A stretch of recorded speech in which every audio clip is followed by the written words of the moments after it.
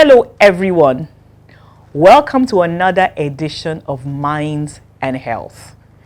My name is Ediri Ose-Ediale and I'm your psychotherapist and professional counselor in this program.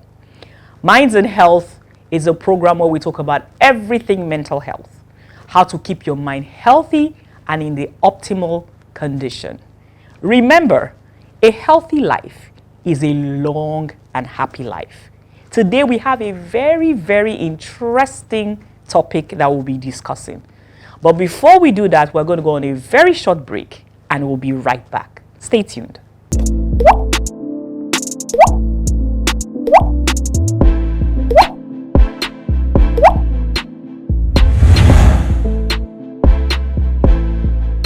Welcome back to Minds and Health. Today we'll be talking about a topic called cognitive distortions. What are cognitive distortions? Cognitive distortions, simply put, are irrational ways of thinking. So let's talk about that a little bit. Why is it important that we discuss cognitive distortions or irrational ways of thinking? Because usually we are not really affected by situations that happen to us, but we are more affected by the way we reason those situations or the way we perceive or think about those situations. It is the way we think about what happens to us that affects us. Most times, it's not what affects you that makes you feel sad or depressed. It is the way you reason it out, the way you think about the situation that affects you, that makes you feel sad or anxious or depressed. So what are cognitive distortions?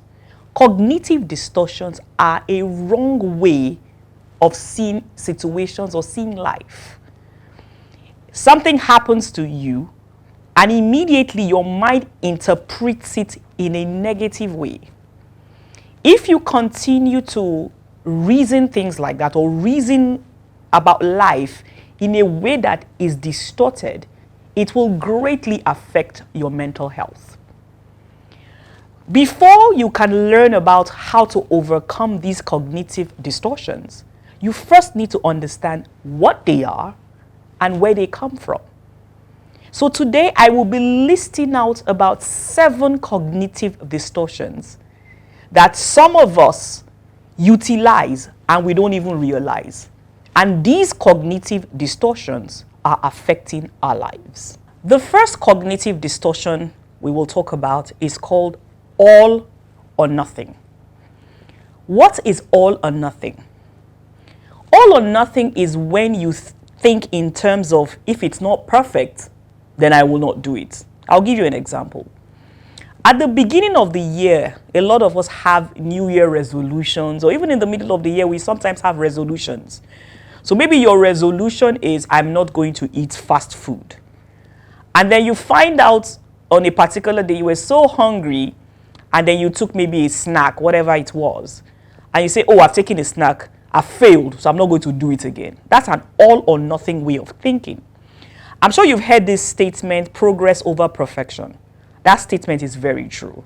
The all or nothing way of thinking is that you expect perfection from yourself and you expect perfection from other people.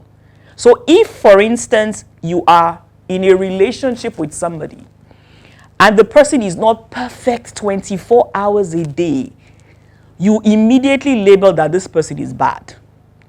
Or you yourself, you have given yourself certain goals which you did not meet up.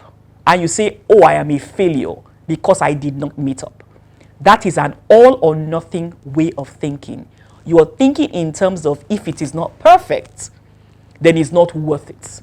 And because of that, you give up on a lot of your aspirations and goals because you believe that it wasn't perfect, so there's no point in doing it. If you relate with people from a cognitive distortion of all or nothing, people will always fall short. And that means you will have relationships that will always suffer. So an all or nothing way of thinking is a cognitive distortion or an irrational way of seeing life. Another cognitive distortion that we're going to talk about is mind reading or fortune telling. Sometimes mind reading as a cognitive distortion is called fortune telling. What does this mean? You can read people's minds. Somebody walks into your office and the person is quiet, and you say, I know this person is thinking about me. How do you know? Or in relationships, I've seen this thing play out in so many relationships that the wife, for instance, her husband comes from work, he's tired, and she's already thinking that he's angry with her. I see he's quiet because he's angry with me. How do you know he's angry with you? You will have a friend, and your friend was not as playful or as chatty as they usually were. And immediately you say into yourself that I know there's something wrong with this relationship. That's mind reading. And usually you always read the negatives. The person has not explained to you why they are quiet, or the person has not explained to you why they are taking the action they are taking. But you, that you believe that you can read people's mind, have already analyzed why they are doing what they are doing. That is a very negative way of seeing life. Another very unhealthy way of thinking, another cognitive distortion, is mental filtering. Let me explain what mental filtering is. Mental filtering is when you filter out certain things about an event or a conversation. And you know the funny thing? You usually filter out the good and only accept the bad. So you are in an event or you are in a conversation with